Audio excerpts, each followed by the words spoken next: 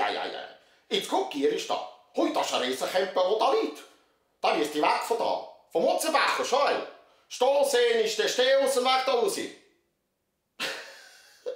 Das ist alles, was du kannst. Komm, wir wollen mal schauen, wie weit der Dorfwette kommt. Ah, und weisst was? Der bringt dort gerade noch Weib und Wein, dann laden wir auch gerade die Stadt und Land ein und jedes Kuhli und den Muni noch. Unspunnenfest. Unspunnenfest. Endlich ist es wieder soweit. Seit dem Weekend ist in Interlaken ein Unspunnenfest, sozusagen die agronomische Street Parade. Hier kann man kaum von einem Genpool reden, eher von einer Genpfütze.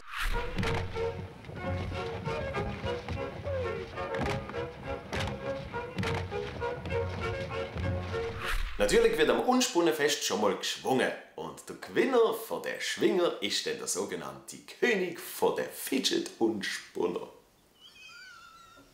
Dann gibt es auch Hornussen, das Baseball von der Alpen. Ein Gacki wegschleudern und die anderen probieren es mit Wahlplakat aufzufangen. Mua, herrlicher Sport. Dann haben die noch Steinige. Was? Steinstossen.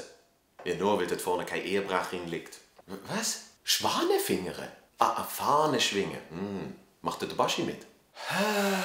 Mein Höhepunkt ist aber ganz klar das Dreiörgeli-Festival.